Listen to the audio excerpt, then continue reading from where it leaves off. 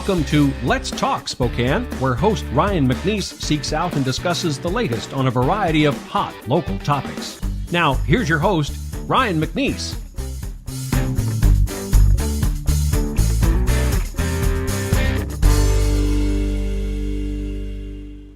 Welcome to Let's Talk Spokane. I'm Ryan McNeese, and we're here in the studio with Amber Jensen. Thank you for being here. Hi, it's a pleasure. Amber is the author of This Is Dirt, and the story behind this is the point of our conversation today, because I think there's quite a lead up to getting this written, involving your background and your desire to write this book. Amber, you grew up in Pierce, Idaho? Yes. Okay. So tell us how, as an author and a desire to be an author for a long, long time, how did this come about? Give us the process. Essentially, the question as a writer was never, would I write a book? It was, come on, I'm going to drop that down a little bit even for you. There you go. It was like, come on, pull out the stops and get it done. Yeah. And so... and we all do that. Yeah. Even things we want to do, we procrastinate. Yes. And a lot of people ask me just on the spot, like, what's your book about? And it's kind of a press because it's not really about the book itself. It's about getting it done. And there's several pieces in the book. So by that you mean the substance of the book is in itself talking about working through roadblocks, working through struggles in life to move yourself down the road as to what you're trying to do. Yeah, and essentially seeing there's so many tiny pieces of things that stop us. That's kind of a little play on the title, is This Is Dirt. It's just all dirt. You can't just stop because of a little bit of dirt. You just have to keep pushing through. That is in itself the title. Push that aside and keep moving. It's just dirt. What are things in your own life? You have 4 kids, married, live on a nice size spread here outside of Spokane. You have a lot of dirt, We actually. do. But tell me, in your own life, what are describe some of those challenges that you needed to push aside to get either this done or other things? Well, honestly, it just, for me, came to breaking it down into sharing and really seeing that there was this thing that came up for me that I always felt alone. And I would write little pieces here and there, and I'd share them on social media and have little excerpts. Just little pieces. I just write, like a 300-word whatever about my kid playing, or a 300-word thing about after I had a baby. And all of these little pieces, I started seeing this common thread of other people expressing, you know what, I totally feel that, or oh my gosh, you're living my life, or you're my twin. And I tried that and it didn't work, or I want to aspire to do something. Or holy cow, I wish I could share that. Little things that people don't generally get vulnerable about because they do feel alone. Right. And I just started sharing, and the more I shared, the more I realized that I really wasn't alone. And not only that, but in sharing, I brought something for people that wasn't there, and it was that they're not alone either. Right. And so... a real sense of engagement, and an opportunity to engage, because I think, as you're describing, there were these individuals out there that wanted to engage, but until you put your own stories out there, they might not have felt comfortable to do so. Yeah, and sharing with their own network of people, being able to come out of dark places and just admit it, or I'm not doing so well right now, and that's okay. Right. And I'm not alone. But I think you're actually making such an important point, because wouldn't you agree that on social media these days, depending on the platform, there might be a sense of, is this the person's real life that is being portrayed? But I think what you're doing in your book and otherwise is trying to portray a sense of reality, the real life, dirt included. Absolutely. And I have experienced, private messages of like, is this your highlight reel? Like, is this really life? And that's interesting. I keep pieces to myself. Right. I keep weird health things to myself, or some of my kids will have, hardships in school and their own things that I feel to respect their privacy. I share my struggle with what I'm dealing with, but I don't want to overshare for them. Yeah, and social media is kind of here to stay, and so when we put that out there, it could be there when they are old enough to have that come back on them. So there's things that I choose to keep to myself, but yeah, it's real, and I attempt to keep my sharing as real as possible. Well, and thus far, with your sharing and engaging on social media platforms and getting this book out there, you've had a great response. You've had a great response from people really embracing that you're putting yourself out there, and also is fitting their needs as well. Yeah. In terms of the ability to get this published, how do you go about that, and what were the struggles and or successes with that? I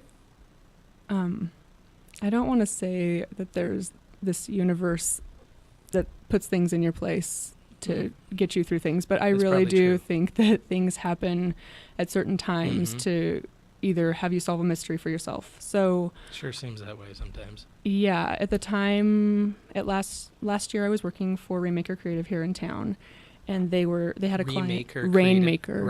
Oh yeah. Yeah, you know Rainmaker. Oh yeah. So I was working there, and they had a client that had self-published, and it just seemed like such a mystery, and I just didn't know.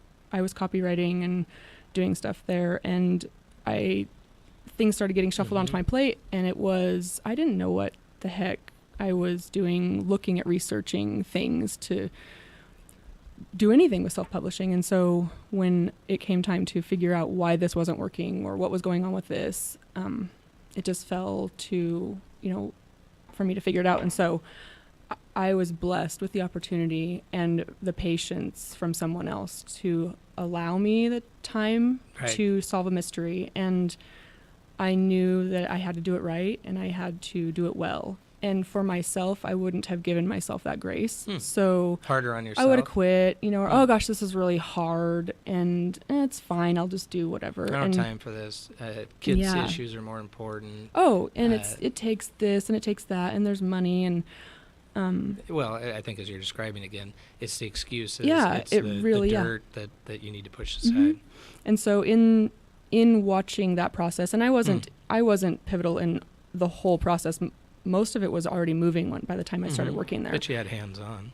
So I really got to see it working, and I got to ask questions that didn't have a consequence of, answering. I wasn't going to be dumb if I didn't know, and I really saw that it wasn't as hard as I thought it was. And then when I made the commitment to myself to do it, I didn't have training wheels. I was actually transitioning out of working there, so I had to do it on my own, and it was just a lot of learning. I had to solve a lot of mysteries. But wouldn't you agree that as you get further down that process, and you've described it well, that you were doing it essentially with patience for another client, you get further down that road and you kind of look back and think, well, gosh, I'm a lot further down than I thought, and what's out in front of me really isn't that difficult. It's almost like when you're looking to bite off the whole thing, it's too much. Piecemeal at a time, you're like, oh, we got this. Yes, like how do you eat an elephant? Exactly. Just one bite at a time. Exactly. Yeah, that was the process of it. And when I came to, okay, this is it. This is being done. It's all compiled. I can do this. I'm not going to mess with it anymore. It's just done. And how long had you messed with it? If you were able to say, because I think you'd indicated that you've had piece of this on different flash drives and different hard my drives. Blog even. Okay. I mean, if anybody wanted to search, they could find a good portion of the book on my blog, but it was just obscure and out there, and nobody really visited there. Not consolidated, though. No, and it was just a place for me to dump things. So it wasn't really. And are you still actively writing the blog? I do. Well? Yeah, I do. Now, where would folks find you for that? Dirtroadhome.com. Okay, so dirtroadhome.com.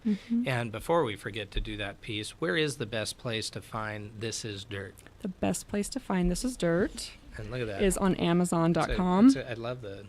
I love the cover. That's great. Are these feet that we know? Those are my children's feet. Okay. And this was a local designer in Spokane as well. and the interior is also, there's lots of things, like you have to have a designer do your interior work as well, But which I you've did not learned- know. Yeah, but now you do. But do, yeah. Now the folks listening that want to write their own book Mm-hmm. know that as well. And look at that. Got the jacket on the back as well. Yeah. And a local photographer took the Took the pictures for pictures. my, yeah, I tried to Do you stay want to as throw much. out that name? for Yeah, the Heather photographer? Jones for Ferraro Photography Okay. did that. And you and- were saying some of the interior. And the interior, let's see, I want to make sure I get the name proper. Yeah, Contrast Design Studio did the design of Okay. both the inside and well, outside. well done. Yeah. So, tell me about I guess the emotion once you knew it was complete. You've put all this together. You've aggregated it. It's been printed. The first time you received it, like I'm guessing it was sent to you. You had And to, I had to proof it. So a Okay. proof comes from the printer, and I don't know. I like even just now it makes me choked up. Well, it's a big accomplishment. You'd been wanting to do it for a long time. You Yeah. also It was probably heart of hearts didn't know if you were going to get there because that's the Yes. whole point of the story. Yes, it was a completion that I hadn't foreseen for myself. Mhm. I think I really had it just set up that it just don't get your hopes up. It's not going to happen, even though I was driving the whole bus. Right. You know, there was nobody, like no publisher was going to stop me. No agent was going to stop me. I was going to do it. Which is so exciting about our era, I think, with the ability to self-publish, with the ability to promote via Amazon and other platforms. There Absolutely. really isn't Yeah. somebody that's holding you back. No. Cliche, but you're right. You could hold yourself back. Your readers. Yeah. Because people will know when you put out whatever you put out. They're going to Mhm. read it and they'll let you know. So Yeah. that's the second that's the second feedback. piece of the like exposure. Yeah. Because I can have a proof in my hand, and I remember we did a video and unboxed it in my husband's truck, and it was like, This is well. yeah, That's this is what it's real. real. This is Mhm. real. But then you're right. Also, the day of reckoning, if you will, is what is the type of engagement going to be? I mean, Yeah. let's be honest. You're putting yourself out there. Am I going to get a lot of criticism, Mhm. constructive or otherwise, and it might hurt? Yeah, absolutely. And once you get outside of the field of like my mom, my sisters, Yeah. my best friend, you Yeah. know, the people, once like you've sold 30 copies and you get into 50 and 60 and 70 and 80 and 100 copies, I don't know those people. Yeah. And when somebody You're like, I don't think Mom bought that many. No, I know how many copies my mom bought. So, yeah, when I got my first phone call from someone who was like I would say maybe a shirt tail-ish acquaintance mhm. that I had to say, "Who is this?" That's fantastic. She was in her 80s, and she said, "I looked you up on Facebook." But see the and- channels of distribution Yes. in our new era of You're Your Own Broadcast Company. Amber, let's take a short break and come right back and talk about This Is Dirt. Awesome. Thank you. Hi, this is Kurt Stockwell with Well Dressed Walrus. We are a local website design and development company here in Spokane. What we do is build beautiful, usable websites for local businesses. A website needs to be beautiful, it needs to be usable for your users, your customers, and yourself. Contact us anytime. We'd love to talk with you about your online marketing.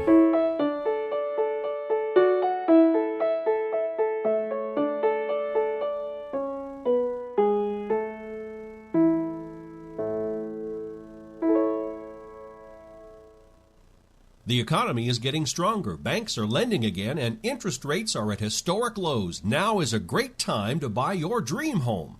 The caring and knowledgeable professionals at Homes for You have been helping people just like you for over 20 years. They take the time to listen to what you want and will help you find just the right home in Washington or Idaho. Real estate is what we do at Homes for You, 928-5782, or visit online at homes4uspokane.com. Welcome back to Let's Talk Spokane. I'm Ryan McNeese, and we've been discussing This Is Dirt with Amber Jensen. And this has been an exciting chronology of events to actually get this from in your head to blogging to vignettes you've put out on social media, engaging with your audience, but to actually get this into a compilation of all your thoughts. What is the actual inspiration to make this happen? I took on a phrase, "do it anyway." And I like that one. I continue to, get stopped by all sorts of things. I mean, Life. Yeah, book number 2 isn't exactly right in itself. So, Yeah. and I really just took on advice that I'd gotten from, a coach, and, friends can tell you got this, but sometimes it just takes taking one action, just one action. And after that, you don't always know what the next action is. And that's not the point. The point is just to take the next. I think you're a perfect example. Family of, however you want to say it, family of 4 kids, husband and wife. Things come up daily, weekly. We all live probably incredibly busy lives. There's a whole multitude of excuses as to why you shouldn't write chapter 2, why you shouldn't write chapter 3. What kept you going? Why didn't you just quit? I absolutely have answered this to people over and over since the book came out. Nobody asks me about the book in specifics. They ask how I did it. And so it's an odd thing. I would think that the questions would be, about the book, but more or less it's people that want to write, or people that want to do art or design or anything. And they want to know how I did it. What do I do first? How do I just don't have time to write. And honestly, sometimes I go and stalk their Facebook page, and I will take a copy and paste of their longest post and send it back to them in private messenger and say, right, you just wrote 350 words about a dog. But you said you don't have time to write, and yet they actually are. Yeah, and I jokingly used to tell people most of that book was written while I was in the bathroom, because it's the only time I could get peace. And sometimes I would go in the bathroom and sit down for nothing, just to sit and on my phone. Most of that book was written on my phone. Oh, really? Just like literally with thumbs. Two thumbs. Yes. I've watched my daughter text with the 2 thumbs. I'm blown away. Yes, I'm a one some thumb of it was typer, actually with one thumb with the older iPhones. Okay. On notes, and then came along Pages. You could use that, and so there's like the excuses, like, no, I don't have a laptop. I don't have a. Yeah, no, and it doesn't work. We can all do that. This is, and I think Seth Godin talks a lot about this concept that the time is never going to be right. No. Yeah, I'll write this next year, or as the artist you were talking about, I'll paint this painting next year, or I'll record this music next year. You kind of have to just do it now. Absolutely, yeah. I had a medical blip happen at the end of last summer, and it really just like everything kind of just whooshed together. Yeah, like, wow, I really wouldn't have done this. If this had happened, I'd be like, oh, I can't. I've got this thing happening. And so that little piece of medical puzzle information to me was more of a, like, forget it. I've got to do this. Time is now. I have to do this right now, or it's never going to be done. My kids won't have that. But you said earlier, and I agree with you, that there are things that are placed in our lives that, like that particular issue you indicated, that take you to the next step. Absolutely. And had you not had that, you do kind of have to pause. Yeah, for sure. Absolutely. And speaking of people, you've had a lot of feedback thus far on social media, good feedback, good engagement with the book. Who demographic-wise, and that's maybe a little too broad, but who demographic-wise do you find that is really engaging with this book? And then who did you think was going to engage? And are those the same people? I thought it would be me. Like not me, but like women in their, late 20s to 40s, in the momming stage, maybe like the toddler trenches, but also just the stage of life where your just head is down and you excuse the laundry, excuse your life, excuse your things, and then you're all of a sudden out of it, and your kids are doing their own thing, and you didn't do the things that you wanted to do. And so I thought that was really You thought this is who this is really This is who this is for, yes. Yeah. And the really eye-opening thing for me is I've had a lot of feedback from older women who are reading this, one's my grandma, but then people that aren't my grandma, that are in their 50s, 60s, 70s, more mature women that have been through their life and gone, made it. Kids turned out, everything's great, but they're reflecting back on how they did momming and maybe reflecting on what they did or didn't break through some of this Absolutely. dirt, if you will. Absolutely. I've had some more, well-seated, mature women call or message me and say, you really helped me in that one piece actually get through my own sexual abuse. And I had no idea that that would be available. Yeah. As Some a ramification. 65-year-old woman lets me know that something happened to her when she was 15 and now she gets it and she can move through that. Like, to me, that's like... Well, it's pretty significant that Yeah. a piece of the book is speaking to someone at such a valuable level. that's a deep, intimate level to me to be able to... Like, I tell people I feel like when I see a picture of you with my book, that's a hug. Oh, Like, totally. I'm with you. Well, you've made a difference. I mean, that's Yeah. got to be massively motivating. Absolutely. Like, I get, like, humbled, choked up every time I get it. Anybody contacts me, and I'm very much a person, and so, any bit of that sharing to me is a contribution to me as well. I mean... Do you feel like that type of engagement, as you've said, it really resonates with you, is powerful, means a lot to you? Do you foresee getting out there on maybe some type of book tour that's very tangible, that's not so much social media, although that would be utilized to maybe bring these people together, but a face-to-face where you're speaking and the crowd's right there, Q&A? Absolutely. I set out for contribution and connection, and that was my ultimate goal, was just to contribute, and connect. And so for me, like, all of this is just such a contribution to my own heart, and then to others, I know that I'm connecting with them, and I would love to see myself speaking. I actually had contacted a local paper where I came from and said, hey, my goal is to someday stand in my once high school gymnasium and give a speaking engagement on, whatever. And You I'd can say, do this and why get out of not? here and do this and come back home and buy that piece of property next to your grandparents' house. And nobody says you have to go to the city, and nobody says you have to leave. Right. Nobody Either says works. anything. But a common thread that I think you're definitely touching on here is the sincerity of what you're doing. A lot of times we'll talk about this in my show, Business Talks, and here with Let's Talk Spokane, is that common factor of folks like yourself that you set out actually to do this for yourself. And I don't mean from a selfish standpoint, but rather a sincerity and a passion for what you're doing. And because of that passion, look how it's affecting all these people around you, this engagement that you're finding. It's almost uncanny because it seems to almost be the common factor when people are doing things out of sincerity. Yeah, what started as self-processing of just writing something to get it out then became, hey, I do that. Right. Hey, I feel that way. Hey, I thought I was the only one. Yep. And realizing, I kind of had built my own loneliness, by not sharing. And when you share even your deepest, weirdest things, there is almost always somebody just as weird. Oh, yeah. And just as, just as willing to go, hey, let's be weird friends. Yep, just as real. Yeah, I just love the word weird, because to me, weird is the new normal. Like, we say that, but yeah. Well, I think this day and age, real, yeah. You have the ability to realize we're all humans. You said this a little bit ago. Hey, you're affected by either criticism or, quite frankly, on the other side, folks really saying this book, you're speaking to me, it's resonating with me.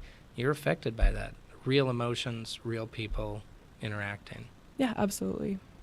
How do you think your upbringing in Pierce, Idaho, smaller town, coming to Spokane, has that affected what's in this book? I ran from being a small town girl, and then I ran back. I left there as soon as I possibly could, and gosh, I miss home. Yeah.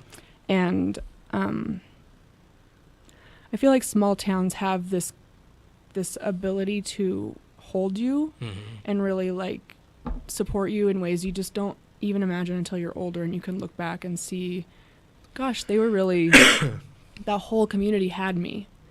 And so to me, I just want to build that in this kind of ether of social media and realness at the same time, and kind of step into this community that's being created by people.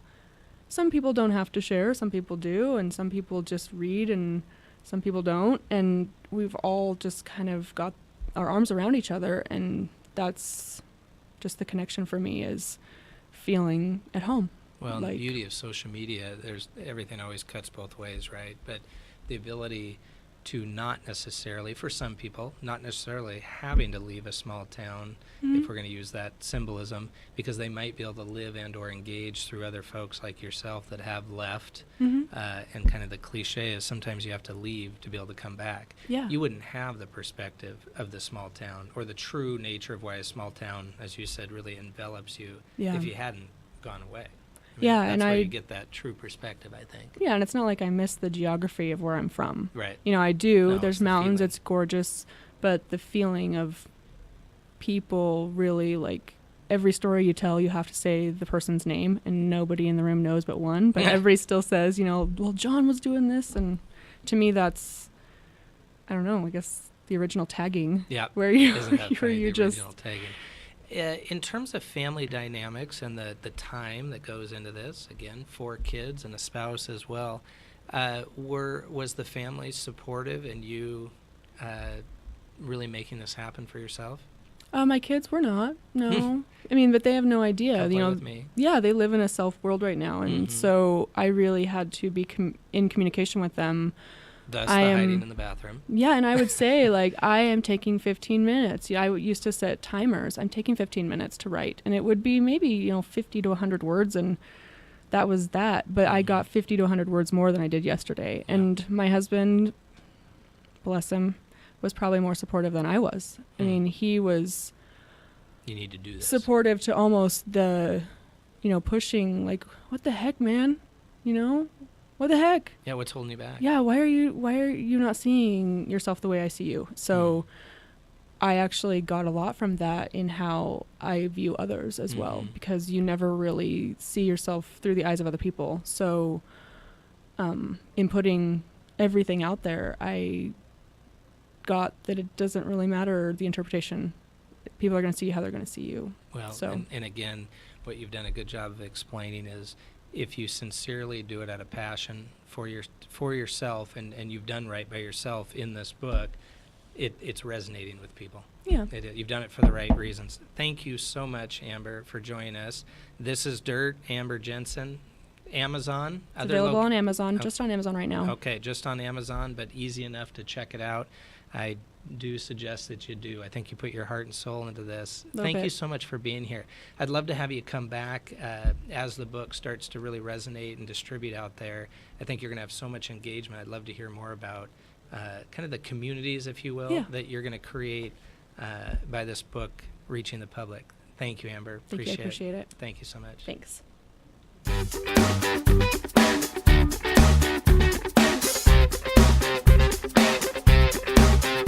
Let's Talk Spokane is produced in Spokane, Washington by SpokaneTalksOnline.com, which is solely responsible for its content. Ask us a question, recommend a guest, and hear this program again online anytime at SpokaneTalksOnline.com. Thanks for listening.